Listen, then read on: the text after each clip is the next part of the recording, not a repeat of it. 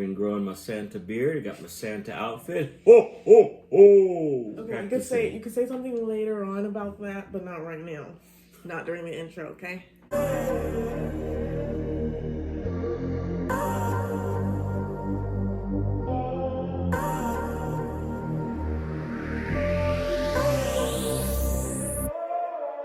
Hi guys, welcome back to the Roth's channel. If you are new here, this is my husband, Scott Roth, and I'm Danica Roth. I like to make motherhood, lifestyle videos, and today we're going to touch base on something Danica asked her followers a bit ago, and that was to send in some questions that they had to get us to know us a little bit deeper, a little bit more, on a little bit of like a juicier note. Yeah. Kind of like the middle of an orange. So I wrote down all the questions, and we're just going to read them off and answer them. Yay. All right, so first question. This one is like really personal, but we're going to answer it anyways. The first one is, are there any issues in the bedroom? Well, I guess one issue, Scott thinks I snore. So there's nothing. You think? There are a lot. I know I don't. There are a lot of nights I'm sleeping with a bear. It's really loud. It's really obnoxious. I think there have been occasions when the neighbors have stomped on the ceiling. Shut up. The bed shakes. Okay, but like honestly, there's no issues in the bedroom. Obviously, like we have one kid. We're another bun in the oven. Yes, so we don't have any issues in the bedroom. So this gun ain't firing blanks. Don't say that. Oh my goodness. Okay, do you want to read the next one? Yeah. Are you, how or have you been, do you feel that you have been accepted into Scott's family? I editorialize everything. You don't need to. Just read the question how it is. So, am I accepted into Scott's family? I think I am. Like, I talked to his mom on Facebook. I talked to his aunt on Facebook. I've never really met them in person, but I talk to them over Facebook. I talk to them a whole lot more than Scott talks to them. That is true. Yeah. So, what's the hardest thing you had to overcome in our relationship? Me or us? Well, what's something you, and then I'll answer mine after. I think the hardest thing that I have seen so far in our relationship that we've had to overcome is like in every couple for that matter, and it was work on our end, so we're no different than anybody else, is we had to overcome the baggage we came in with. You know, we both had been cheated on before. We both had some trust issues, and it was overcoming those issues and finally believing in that other person and believing what they said and believing that their actions actually followed their words. Where prior we hadn't had that in our own individual previous relationships. So I think that was something we both had to overcome and deal with, and it took some time to accept that. And I think during that process we would get frustrated with each other for not trusting one another. So I think the hardest thing that I feel like we had to overcome is like the whole NICU journey, like having your money in the NICU, having to like go there all the time, every single day. And like when I wasn't in the hospital, having to like drive back home and then drive back there. And it was just stressful on both of us. And then we would like snap on each other. But then like we overcame that and realized like we love each other. We need to stop freaking out over nothing. Like, we're gonna get through this together, and we did. We got through it together, and now we're stronger than ever. Yeah, I think we've had some hurdles come up in the relationship. Yeah. That we've had to overcome, and Imani being born early and being in the NICU was one of them. And I think when we've had those hurdles or those issues come up, they've been solved when we have both turned to our faith and turned to God and allowed him to step in and help us. Yes. Are you guys planning on having any more kids? I don't know if Oh, well, these questions were asked before I found out I was pregnant. So, Oh, I think you should have just stood up. no. But yes, we are having another baby. And would I like more? Yes. I would like more. I want like 5 kids, but But if we go back to that first question of issues in the bedroom, we just don't have room in the bed for all the kids. we're going to sleep train and they're going to be like, Imani's going to be out of the bed soon. The new baby's not even going to be in the bed at all. Whatever. Next question. Is it weird that... No, that's not it. Okay. Do you guys fight or argue? What do you guys think? I mean, every couple argues. We don't like physically fight. I'm so blessed for that because in my past, I've been with a lot of abusive people. So I'm so thankful that Scott is not like that. He's never put his hands on me in like an aggressive way. But we do argue. We both are like, what is it called? Like hot-headed? Is that what it's called? Hard-headed? I'm not hard-headed. No, I'm not. We're both very opinionated, and Yes. and we each think we are right, Mm-hmm. and we're not afraid to offer each other a little lip back when we feel like it. Yeah. But I mean, yeah, we might argue, but that doesn't mean we don't love each other. I feel like every couple argues. It's just like, to what extent is too much. And in all honesty, I don't really consider those fights or arguments because I look at those as things that come off from an angry point of view, whether they're name calling or whether they come from a place of hurt and anger. When we fight and argue, I would more categorize that as a disagreement. I thought you were going to say a debate. No, you would lose that. As a disagreement. Because we just have two different views and we don't express them in an angry way.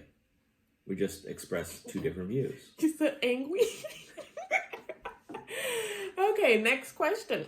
Why aren't you reading any? Because you're being boss. Okay, you read something. Okay. Is it weird that I'm older than your mom? And how does she feel about your relationship with me? The fact that I'm like of age, I don't really find it weird to date an older man or to date someone older than my mom.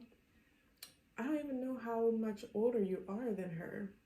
But how does she feel about our relationship? At first, I think she was like not really feeling you because she felt like you didn't really feel her. You weren't like feeling her like that. But now she likes you and she's like okay with the fact that I'm dating someone older. Oh, this is a funny one. This is a funny one. We'll see how truthful you are. Since you're so much younger, do you find yourself having more energy than me? Yeah, no. Scott has more energy than me. Like, he's the one that suggested to go on all these hikes and stuff. And I was like, I mean, it sounds fun, but just don't push it. Like, I don't want to be climbing up a mountain. And it's really fun to do those things, but I just don't really have the energy for that. Yeah, I think even here you could see in the videos, just in the dramatic differences in how we act, you could see the energy difference where Danica is more just let's get the message out, let's make that happen. And I'm a little more energetic, a little goofier, a little more hand gestures. But we balance each other out. Like, I'm not boring. No, it's boring. Well, you said I'm just like, wah, wah. Wait, do you feel you're boring? Next question. What are your marriage... Oh my god, I keep skipping questions. Okay. Okay. Do you guys get judged when out in public? Do we? I want your opinion. Oh, first. you want mine? Well, And we've talked about this before. I mean, goodness gracious, it's probably sorry for whoever asked it, but it's a really common question that we get and thing that we have to deal with. I mean, I think initially we got judged here and there. I don't think by any means I noticed it as much as Danica did. Scott didn't even notice it at all in the beginning of our relationship, like before he even proposed. Like we would go out on dates and stuff, and I would be like, why is everybody staring at us? And I would mention it to him, but he was like, oh, I didn't notice it. And I'm like, well, you need to start paying attention. And then he would pay attention, and then you would notice it more.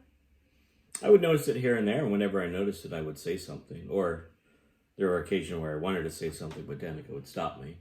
Yeah, because I'm the type of person, if I see people like judging me out in public, I'm not going to say nothing because I don't like drama. But he says something. He's like, but not me. But ever since we've had Imani, I don't feel like we've been judged as much anymore. Like, people now feel like, oh, they're really in a relationship. Rather than before, I think they were just judging like I was a sugar baby or something. What are our marriage and family goals? Well, I think our goals are just to be equally yoked and just to have a happy family and just be successful as a family, financially, mentally, all of that. Well, I think our goals are very similar in terms of wanting a family, wanting to grow our family, where and how we want to live.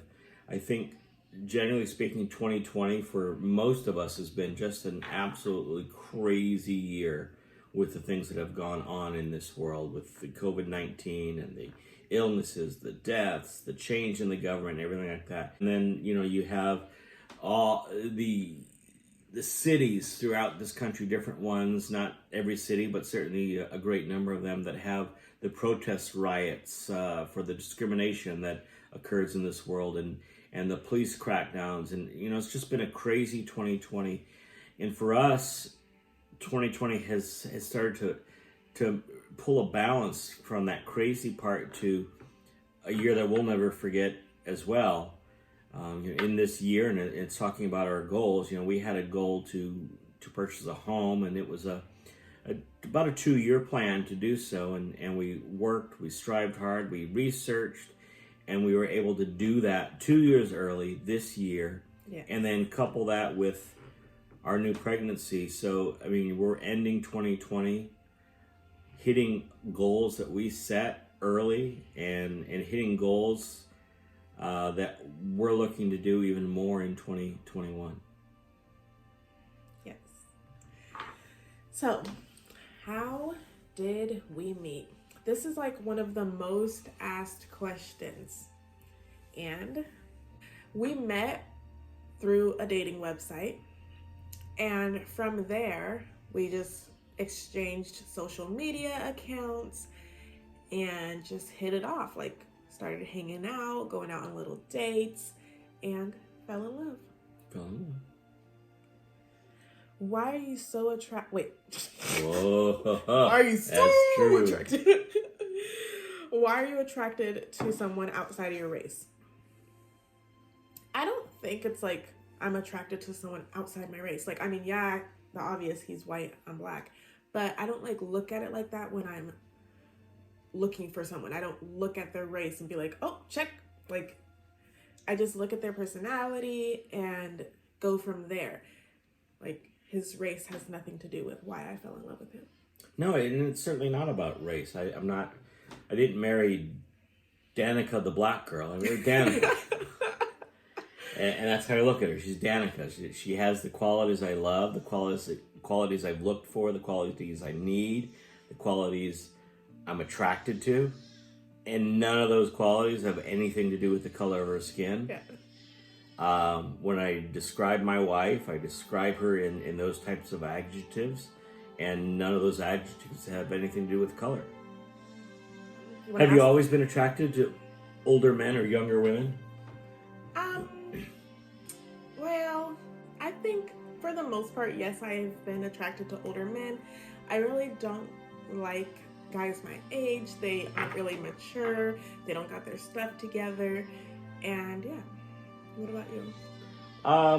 Well, I've dated all sorts. I've been around this world for a minute, so I've dated all sorts of people, whether they are different races, different cultures, different ages.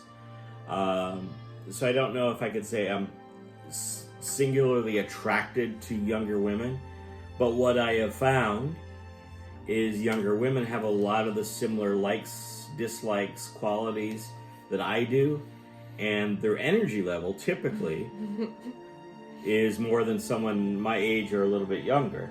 Danica's That probably goes the back. exception. That goes back to the do I have more energy?